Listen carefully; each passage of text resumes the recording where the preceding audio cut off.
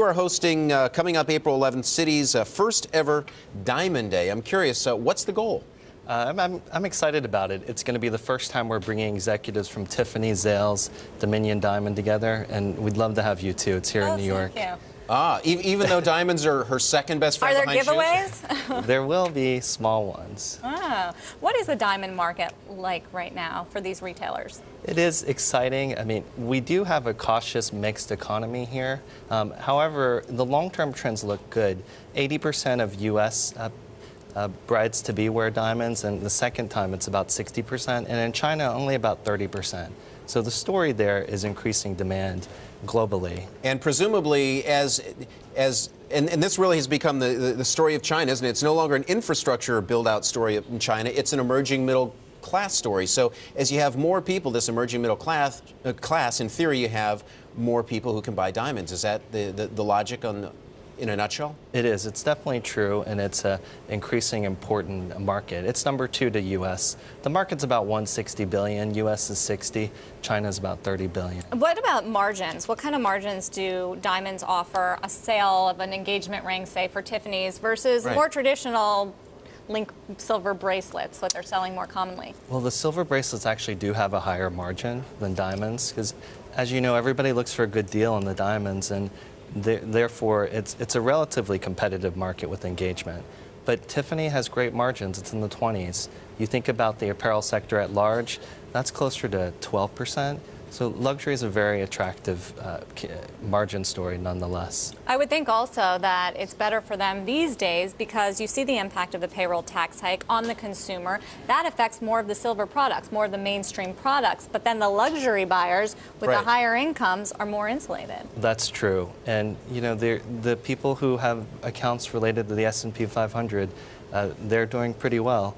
But you do have that. And also, you get married and you do need a ring no matter what, so there's a certain amount of inelasticity. You don't need a diamond that's ring. That's what I've been told. You know, I haven't gotten there yet, but I'm hearing I'm going to have to eventually go that route. Something. I'm just, you know, it's what I hear. Hey, names. We talk about Tiffany, Signet Jewelers, Zales. These are other retailers that are producing rings en masse. What's your view? Is this a way to play it? Yeah, I do like Signet over the longer term. We currently have a neutral rating on that stock.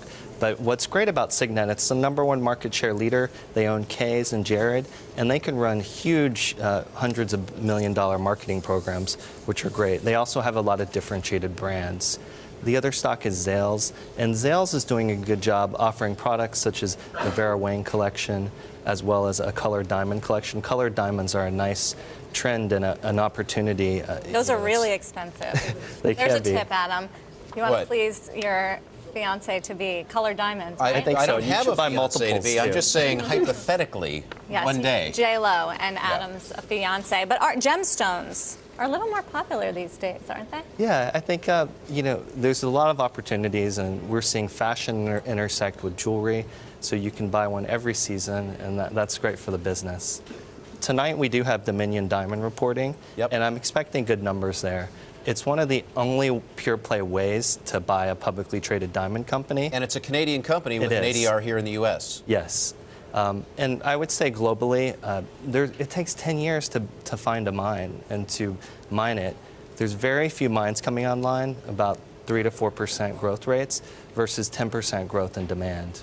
And, you know, if you've ever traveled, you know, we're talking diamonds, so we'll sort of make the jump and talk about wine, champagne, et cetera. You know, you remember in the year 2000, they said, oh, buy your champagne now because the world might run out. You go into cellars and you realize over in the Champagne region of France, they've got miles of bottles. Is it like that in the diamond business? They make us think that this thing is really rare, but in fact, they're stockpiled somewhere?